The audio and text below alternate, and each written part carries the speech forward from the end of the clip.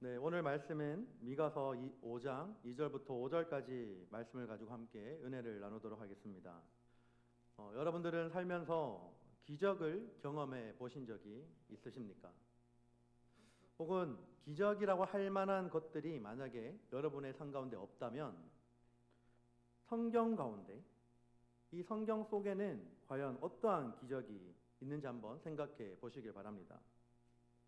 여러 가지 장면이 생각날 수 있을 것입니다. 예수님께서 죽은 자를 살리신 사건, 제자들이 귀신 들린 자들을 쫓기신 사건, 여러 가지 사건들이 있죠. 구약 시대에는 모세가 홍해를 가른, 하나님의 능력으로 홍해를 가른 사건, 불기둥과 구름기둥, 수없이 많은 기적들이 있을 것입니다. 하지만 말씀 가운데 기적 중의 기적은 바로 하나님이신 예수님께서 이 땅 가운데 오신, 즉 다른 말로 하면 성육신하신 사건이 기적 중의 기적입니다.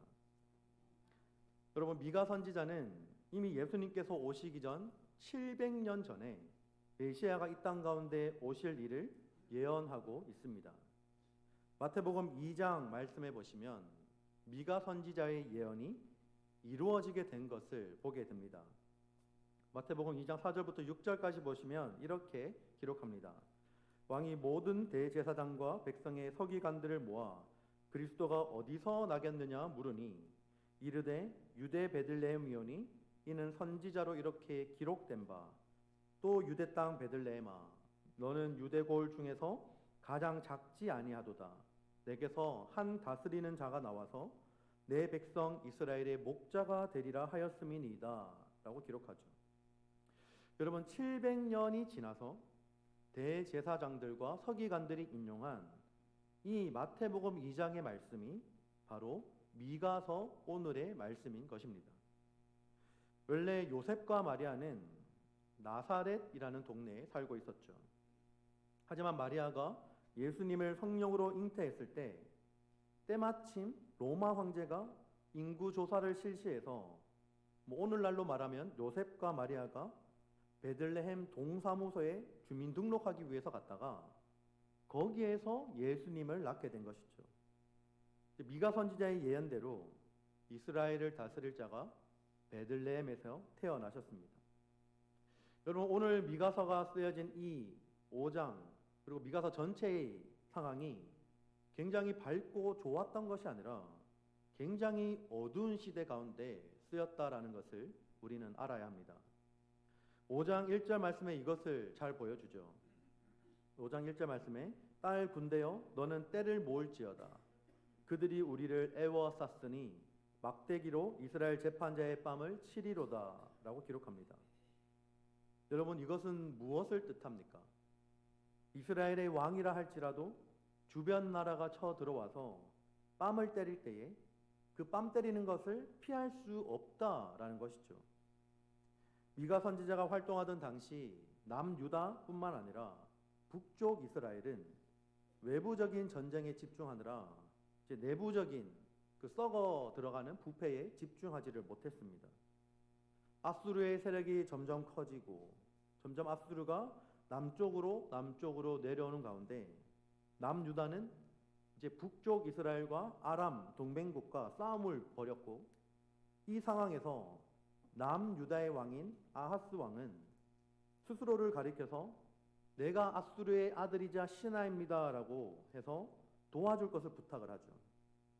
사실 남유다 왕인 아하스 왕은 이것을 나름대로 살기 위한 최고의 선택이다 라고 생각해서 스스로 자청해서 아수르의 속국이 되는 것을 선택하였습니다.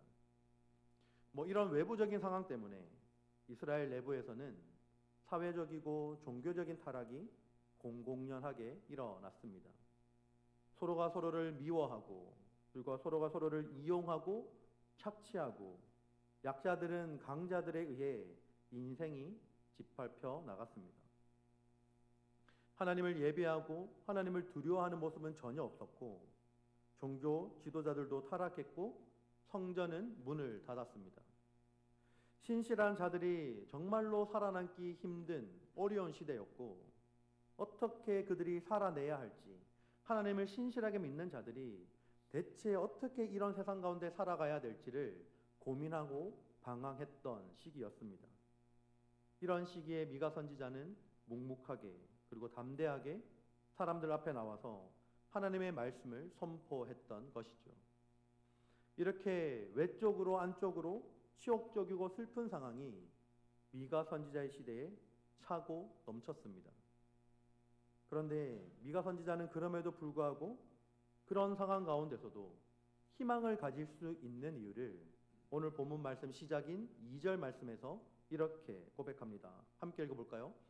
베들레헴 에브라다야, 너는 유다 족속 중에 작을지라도 이스라엘을 다스릴 자가 내게서 내게로 나올 것이라. 그의 근본은 상고에 영원에 있느니라. 아멘. 여러분, 처음으로 베들레헴 에브라다야라고 나오죠. 베들레헴은 예루살렘에서 남서쪽으로 약 8km 떨어진 굉장히 작은 마을입니다. 그 베들레헴을 말하면서 바로 이어서 에브라다야라고 말하고 있죠. 여러분, 이 에브라다는 베들레헴의 옛날 이름입니다. 그러니까 결국 어떤 말이 될까요? 결국 같은 지명을 붙여서 말하고 있는 것이죠. 같은 곳, 이름만 다를 뿐인데 결국은 옛날 이름, 현재 이름을 붙여서 베들레헴 에브라다야라고 말하고 있는 것입니다. 여러분, 베들레헴은 히브리어 원어로 보시면 뜻을 가지고 있는데 벳레헴을 붙여서 떡집, 한국어로 표현하면 떡집, 방앗간 정도 될 것입니다. 이런 뜻을 가지고 있고, 뒤에 붙여진 지명인 에브라다는 풍성하다, 열매가 많다라는 뜻을 가지고 있습니다. 여러분들, 이것이 주는 이미지가 무엇이 떠오릅니까? 떡집, 방앗간, 그리고 열매가 많다, 풍성하다. 둘 다 뭔가 도시의 풍요로움을 잘 나타내 주는 곳이죠. 그런데 왜 미가가 이렇게 베들레헴과 옛 지명인 에브라다를 함께 표기하였을까요? 이것은 베들레헴이 갖고 있는 그 슬픔의 역사가 메시아가 그곳에 나심으로 말미암아 기쁨의 역사로 바뀌게 될 것임을 알려주기 위해서입니다. 사실 베들레헴의 옛 지명인 에브라다, 제가 같은 곳이라고 했죠. 이 옛 지명인 에브라다는 슬픔의 의미를 간직한 곳입니다. 에브라다는 라헬이 야곱의 막내 아들인 베냐민을 낳으면서 죽은 곳입니다. 라헬은 죽을 당시에 이 베냐민을 위해서 통곡한 것으로 전해지고 있죠.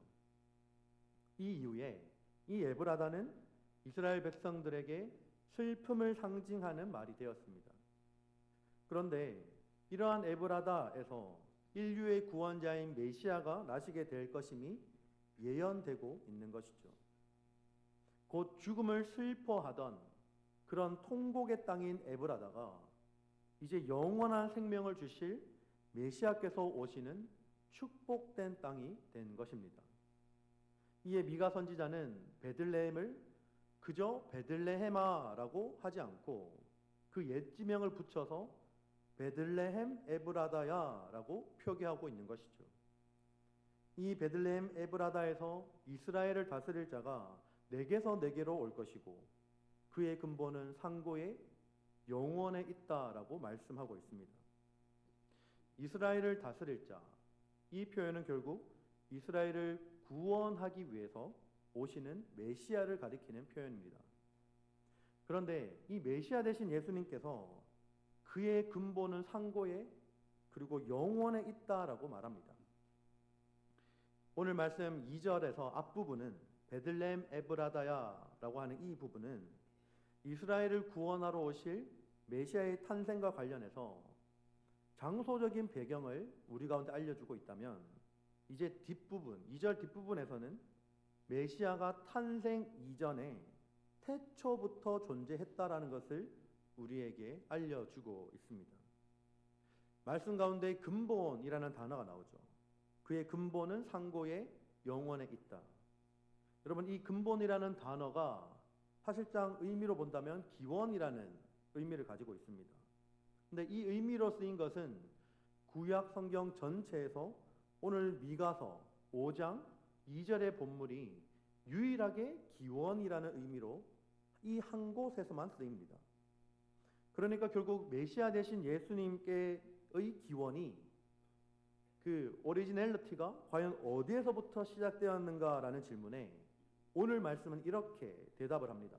바로 상고와 영원에 있다라고 말입니다. 여러분, 상고라는 단어가 문득 와닿지 않을 수도 있을 것입니다. 근데 이 말씀을 보시면 원어 성경을 보시면 영원하다라고 번역하는 것이 좀 부드럽게 다가올 것입니다.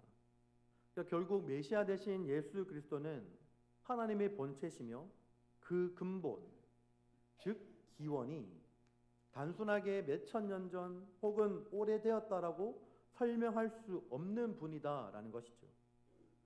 주님은 알파와 오메가 되신 분이시고 피조물인 우리가 시간과 공간의 개념으로 주님의 존재를 설명할 수 없는 분이신 것입니다.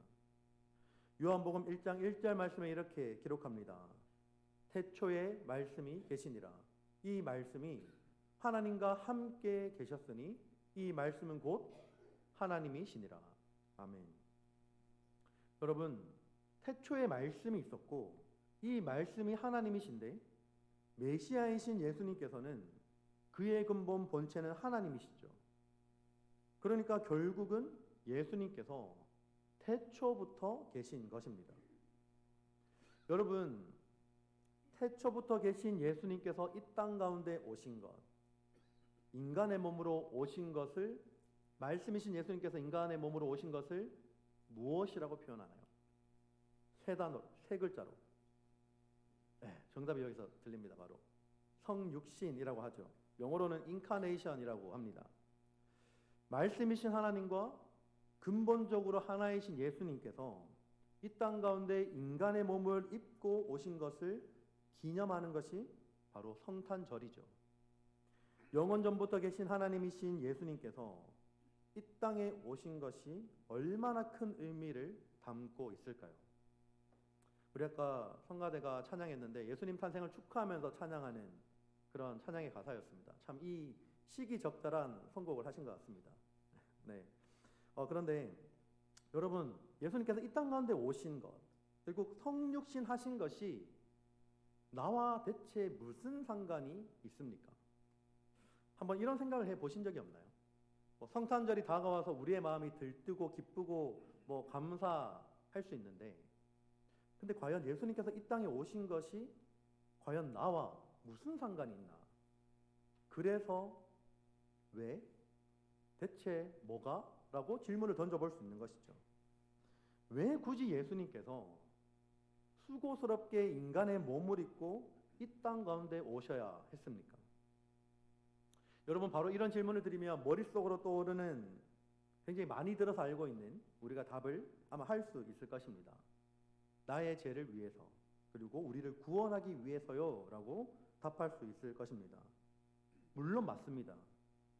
그런데 예수님께서, 메시아 되신 예수님께서 이 땅 가운데 오신 이유가 과연 이거 하나뿐일까요? 과연 성육신하신 사건이 대체 어떤 의미를 담고 있을까요? 이에 대한 답을 성경 전체를 통틀어서 가장 명확하고 가장 자세하고 가장 확실하게 알려주는 성경의 본문이 있습니다. 역시 목사는 말씀으로 답을 찾아야 되죠. 제가 답을 드리겠습니다. 우리 잠시 히브리서 2장 말씀으로 한번 가보겠습니다. 히브리서 2장 9절 말씀에 이렇게 기록을 합니다. 오직 우리가 천사들보다 잠시 동안 못하게 하심을 입은 자, 곧 죽음의 고난을 받으심으로 말미암아 영광과 존귀로 관을 쓰신 예수를 보니, 그 다음부터 잘 보세요. 이를 행하심은 하나님의 은혜로 말미암아 모든 사람을 위하여 죽음을 맛보려 하심이라. 여러분, 히브리서 2장 9절 말씀에 뭐라고 기록하냐면 성육신 하신 것을 천사들보다 잠시 동안 못하게 하심이라고 표현하고, 결국 이것은 주님이 오신 것을 말하죠.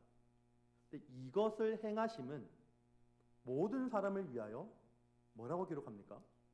죽음을 맛보려 하심이라 라고 기록하죠. 결국 예수님께서 이 땅에 오신 것은 가장 먼저 살기 위해서가 아니라 죽기 위해서 오셨다라고 기록합니다.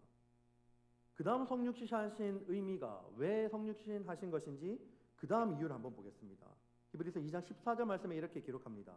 자녀들은 혈과 육에 속하였음에 그도 또한 같은 모양으로 혈과 육을 함께 지니심은 죽음을 통하여 죽음의 세력을 잡은 자 곧 마귀를 멸하시며 라고 기록하죠. 두 번째 이유는 바로 마귀를 멸하시기 위해서라고입니다. 기록하죠. 자, 세 번째 이유를 한번 보겠습니다. 히브리서 2장 15절 말씀에 또 이렇게 기록합니다. 또 죽기를 무서워함으로 한평생 매여 뭐라고 하죠? 종노릇하는 모든 자들을 놓아주려 하심이니. 결국 주님께서 한평생 매여 종노릇하는 자들을 자유롭게 놓아주기 위해서 이 땅 가운데 오셨다라고 기록합니다. 또 네 번째 이유를 좀 볼까요? 16절 말씀에 이렇게 또 기록합니다. 이는 확실히 천사들을 붙들어 주려 하심이 아니요 오직 아브라함의 자손을 붙들어 주려 하심이라. 아브라함의 자손을 붙들어 주려고 한다고 그래서 오셨다라고 기록합니다. 그리고 또 다섯 번째 이유를 한번 볼까요? 17절 말씀에 이렇게 또 기록합니다. 그러므로 그가 범사에 형제들과 같이 되심이 마땅하도다. 그리고 이것은 성육신하신 사건을 말하죠. 이는 하나님의 일에 자비하고 신실한 대제사장이 되어 백성의 죄를 속량하려 하심이라. 아멘. 여러분, 우리의 죄를 속량하기 위해서 오셨다라고 합니다. 우리가 많이 아는 사실이죠. 자, 또 다른 이유가 있습니다. 마지막 여섯 번째 이유. 18절 말씀을 다 함께 읽어보도록 하겠습니다. 시작. 그가 시험을 받아 고난을 당하셨은즉 시험 받는 자들을 능히 도우실 수 있느니라. 아멘. 시험 받는 자들을 능히 돕기 위해서 오셨다라고 기록합니다. 여러분, 예수님께서 성육신하신 이유에 대해서 가장 자세하게 기록하고 있는 성경 본문이 방금 읽은 히브리서 2장의 말씀입니다. 자, 이러한 이유로 하나님이신 예수님께서 이 땅 가운데 오실 것인데 그 메시아 되신 예수님께서 성령으로 말미암아 동정녀 마리아에게 잉태되어 이 땅 가운데 오셨습니다. 여러분, 역설적이게도요. 아까 저희가 히브리서 말씀을 잠깐 읽었지만 역설적이게도 예수님께서 이 땅 가운데 오신 이유, 즉 인간의 몸으로 탄생하여 성육신하신 이유가요. 바로 죽기 위해서라고 합니다. 여러분, 우리가 갓 태어난 아기를 보면서 아이고 귀엽다, 너무 귀엽다, 잘 자라거라, 앞으로 쑥쑥 잘 자라 라고 하지, 어느 누가 갓 태어난 아기에게 아이고 왜 태어났니? 너가 죽기 위해서 태어났구나 라고 말하는 사람은 저는 아직 태어나서 한 번도 보지 못했습니다. 여러분, 누가 이 세상에 죽기 위해서 태어납니까? 살기 위해서 태어나죠. 그 어느 누구도 죽기 위해서 태어나는 사람은 없습니다. 그런데 예수님께서는 역설적이게도 죽기 위해서 이 땅 가운데 아기 예수로 태어나셨습니다. 그 예수님은 우리의 고통, 우리의 연약함을 누구보다 잘 아시는 분이십니다.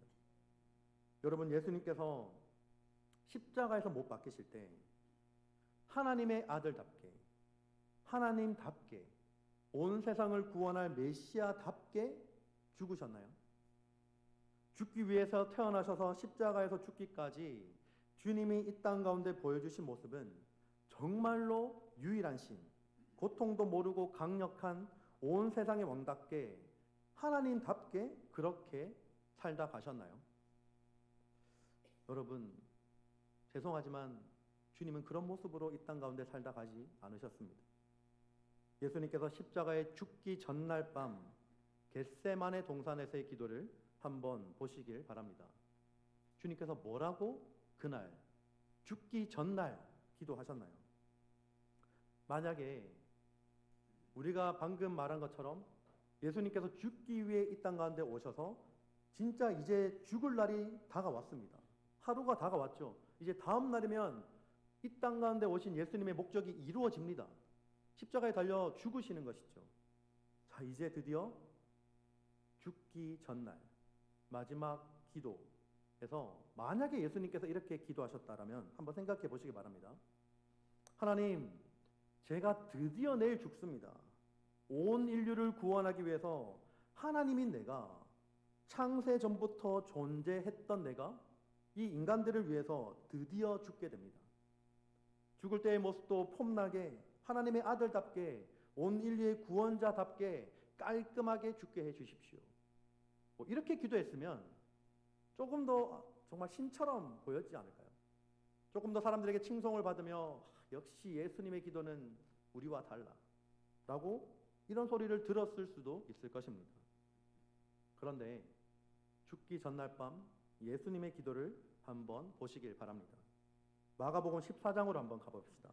마가복음 14장 32절부터 36절까지의 말씀에 이렇게 기록합니다.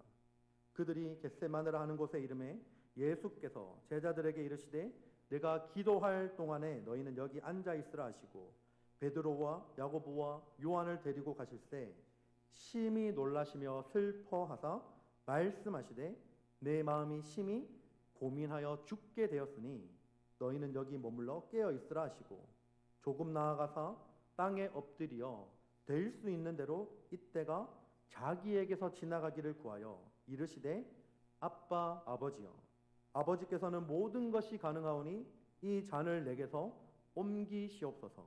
그러나 나의 원대로 마시옵고 아버지의 원대로 하옵소서 하시고. 아멘.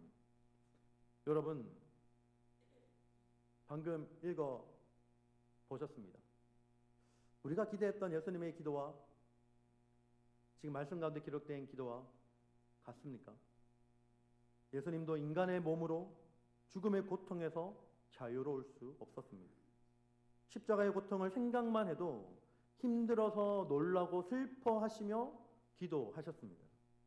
더 나아가서 어떻게까지 기도하셨냐면 이 잔을 내게서 옮겨달라라고 이렇게까지 기도하였습니다.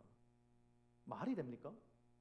예수님께서 죽기 위해서 이 땅 가운데 오셨는데 아니 예수님이 죽지 않으면 대체 이 땅 가운데 삶이 무슨 의미가 있습니까? 주님은 직접 인간의 몸으로 고난과 고통을 당하셨고 방금 기도처럼 주님도 모든 아픔과 상처까지도 아시고 우리의 아픔과 상처까지도 아시고 공감하시는 분이다라는 것입니다.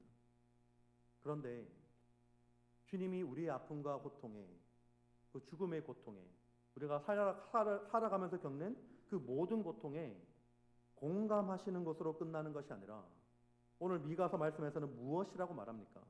미가서 5장 4절 말씀 다 함께 한 목소리를 읽겠습니다. 그가 여호와의 능력과 그의 하나님 여호와의 이름의 위엄을 의지하고 서서 목축하니 그들이 거주할 것이라. 이제 그가 창대하여 땅 끝까지 미치리라. 아멘. 예수님께서는 여호와 하나님의 능력을 갖고 계시며 서서 목축하시는 분, 즉 우리를 돌보시는 목자로서 서서 지키시며 인도하시는 분이십니다. 우리가 주저앉아 있을 때 우리에게 다가와 위로하시고 그의 의로운 오른손을 펴사 우리를 붙잡아서 주님의 길로 함께 걸어가자라고 인도하시는 분이십니다. 하나님의 능력으로 모든 사탄 마귀의 세력을 멸하시고 능히 우리로 하여금 사탄의 권세로부터도 보호하시고 막아주시며 앞서서 싸워주시는 분이 바로 우리 주님이시다라는 것입니다.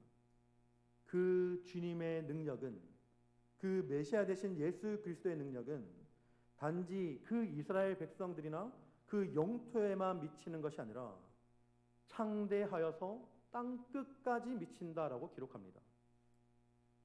사랑하는 성도 여러분, 죽음과 슬픔의 장소인 에브라다는 메시아 되시는 예수 그리스도가 그곳에 나심으로 인하여 생명과 기쁨의 장소인 베들레헴이 되었습니다. 이렇게 메시아 곧 그리스도가 있는 곳에는 놀라운 변화의 역사 그리고 생명과 소망의 역사가 일어나게 됩니다. 메시아 되신 예수님께서 이 땅에 오심으로 사망을 생명으로 슬픔을 기쁨으로 저주를 축복으로 변화시켜 주셨습니다. 여러분 시편 30편 11절 말씀에 이렇게 기록하죠. 주께서 나의 슬픔이 변하여 내게 춤이 되게 하시며 나의 베옷을 벗기고 기쁨으로 띠띠우셨나이다. 이사야서 35장 10절 말씀에서는 이렇게 기록합니다. 한 목소리 읽어볼까요? 여호와의 속량함을 받은 자들이 돌아오되 노래하며 시온에 이르러 그들의 머리 위에 영영한 희락을 띠고 기쁨과 즐거움을 얻으리니 슬픔과 탄식이 사라지리로다. 아멘. 여러분, 주님의 사역은 우리의 슬픔을 달래고 우리를 위로하심에 끝나지 않습니다. 우리의 슬픔과 고통에 공감하시는 분이시지만 공감하는 것으로 끝나는 것이 아니라 이 상황을 반전시킬 힘과 능력과 권세를 갖고 계시는 분이십니다. 우리가 믿는 구원자 예수 그리스도는 우리에게 참 승리를 주시기 위해 이 땅 가운데 오셨습니다. 그분의 통치 아래서 살아가는 자들은 주님의 보호하심 아래서 살아가게 되고 그분의 공급하시는 은혜를 누리게 됩니다. 예수 그리스도를 통해서 우리는 세상에서 승리하는 삶을 살아가게 되고 마침내 하나님께서만 주시는 이 평강을 영원토록 누리며 살아가게 됩니다. 여러분, 이제 다음 주면 성탄주일로 지키게 됩니다. 주님의 오심을 기다리며 기대하며 맞이하며 그리고 이 성탄주일을 준비하는 마음으로 우리가 새롭게 꿈을 꾸기를 바랍니다. 내가 작지만 현재 내 모습은 초라하지만 내가 처한 상황은 슬플지라도 내가 처한 상황이 비록 내가 원하는 상황이 아닐지라도 베들레헴 에브라다야, 너가 작을지라도 너의 안에 말씀이 육신이 되어 이 땅 가운데 오신 예수 그리스도가 함께 있으니 내가 이제 너로 하여금 큰 일을 하겠다라는 이 주님의 음성을 들으며 이러한 믿음을 갖고 소망을 품고 살아가기를 원합니다. 우리 안에 혹여나 슬픔이 있고 어둠이 있다면 이제 그 모든 상황을 역전시키는 주님을 붙들기를 원합니다. 가장 작은 곳에 임하셔서 온 인류 역사상 가장 위대한 일을 이루신 전능하신 주님의 능력이 우리 안에 있음을 믿고 나아가기를 원합니다. 우리의 구원자가 되시며 우리의 목자 되시며 우리의 평강이 되시며 우리에게 승리를 가져다 주시며 우리에게 일어날 힘을 더하여 주시며 우리에게 살아갈 유일한 빛이 되어 주시는 그 주님을 다시 한번 내 마음 중심에 주인으로 왕으로 모시길 바랍니다. 우리를 위해 몸소 이 땅 가운데 오신 그리고 결코 오셔서 결코 줄이지도 목마르지도 아니하는 생명의 떡이 되어 주신 생명의 떡이 되신 그 주님의 위대하심을 찬양하며 높여드리며 영광 돌리며 살아가는 우리의 모든 삶 되시기를 주님의 이름으로 축복합니다. 우리에게